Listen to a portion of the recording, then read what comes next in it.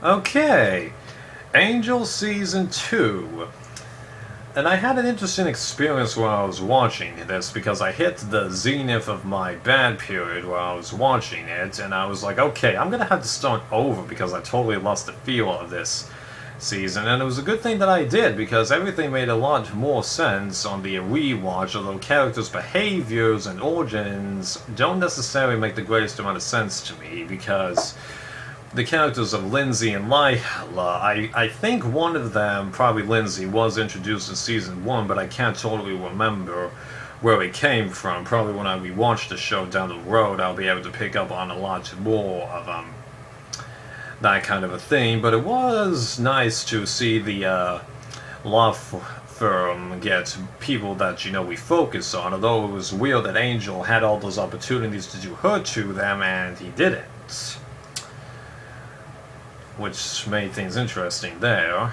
And then the reintroduction of a Darla and Drusilla, who was a total surprise for me to see. That did lead to some interesting moments, and strong moments, because, like, Angel turning all negative, casting away all of his friends, and then, dealing with the two of them in his own way. Yeah, those were a couple of, tough episodes to get through. It wasn't that tough, but I just felt sorry for a lot of people and just go, what happened to you, man?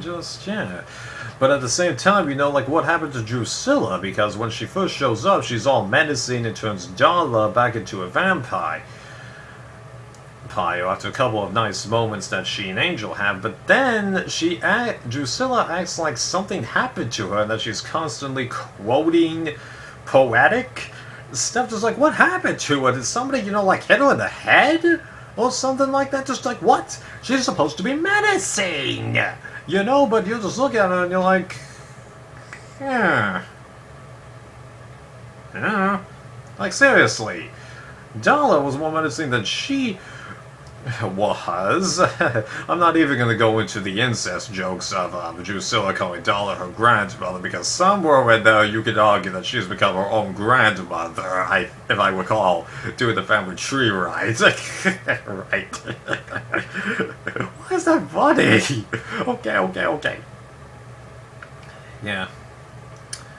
So that was kind of interesting, but I don't totally like the way that they wrote those characters off, because Drusilla, she disappears completely off screen after Angel sets her on fire, nice move, and then Darla, she does try to turn Angel bad again, but it doesn't work, and she's so annoyed by the way things are going around her that she decides to leave, but it just didn't feel right, really. I wish I had understood what her character was thinking more while I was watching this, yeah. And that's a little of a bit of an issue that I have with this show. It has a little bit of a disjointed feel, because you've got the reintroduction of Darla as a vampire, even though she starts out as human early on in the season. Then you've got Angel's dark period. Then you've got Angel trying to make amends with the group plus Gunn, and I'm glad that they made him a recurring character, because I didn't totally get his role in the first season, but like with season 1, once he's incorporated into the status quo, it helps out big time with his character.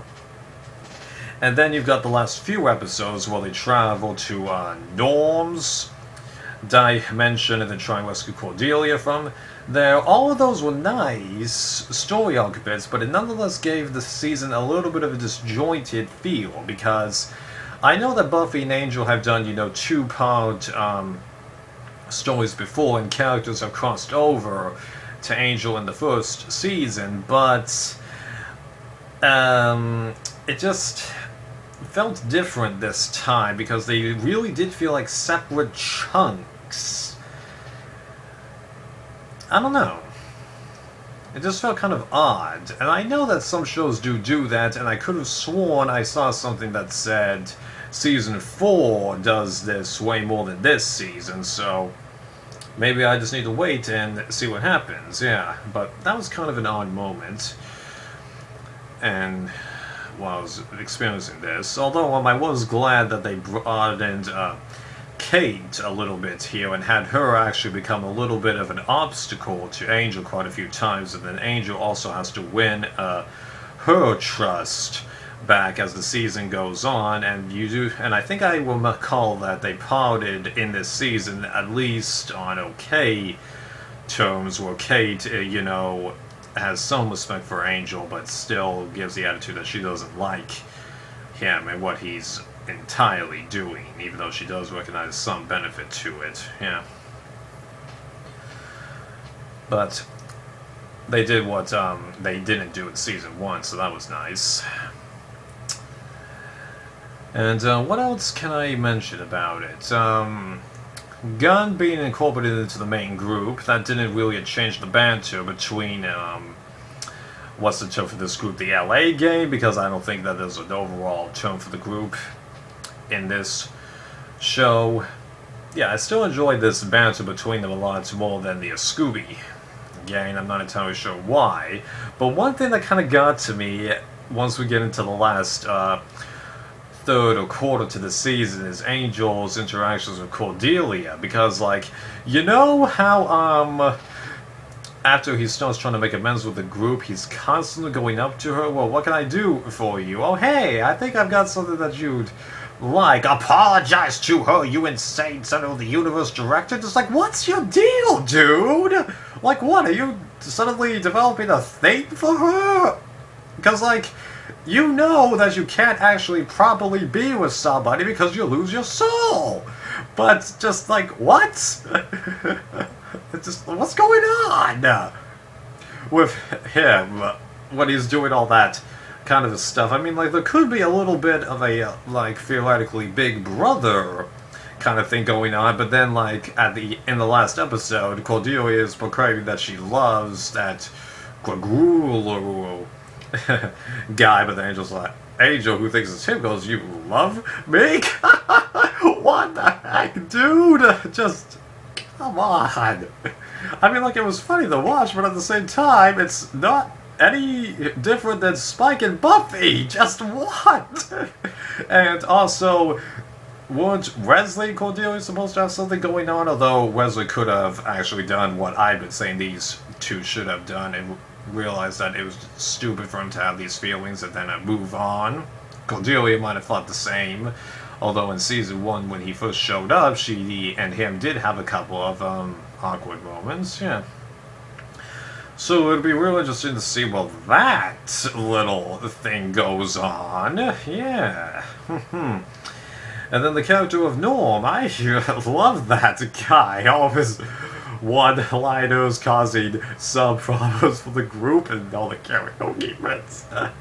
Awesome. It fell out of place at first, but as he starts becoming more and more common, it just became more fun. Yeah, so I think I can say that in many ways I definitely found season 2 to be more fun, despite the fact it did have that disjointed feel that a season 1. I'm not going to call it better, I'm just going to say that it was more fun in various ways, yeah.